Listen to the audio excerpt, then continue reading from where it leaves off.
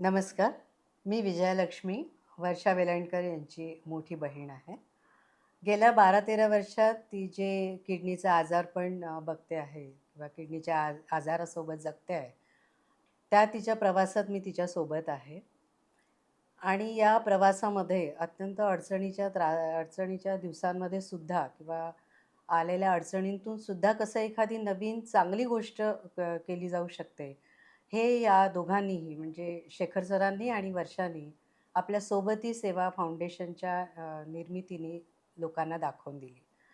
त्यांना जे अनुभव आले, त्यांना ज्या अडचणी आल्या, त्या आपल्यापर्यंत न ठेवता त्यातून त्या दुसऱ्यांपर्यंत कशा पोहोचता येईल, इतर रुग्णांना, इतर लोकांना त्याची कशी मदत होईल, हे त्यांनी त्यातून पाहिलेलं आहे. हा प्रवास मोठा वेगळा आहे, रोमांचकारी आहे. काही वेळेला तो आपल्याला शिकवणारा पण आहे.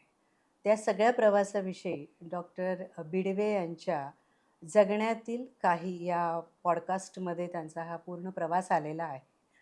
तर हा पॉडकास्ट तुम्ही ऐकावा अशी मी तुम्हाला विनंती करेन.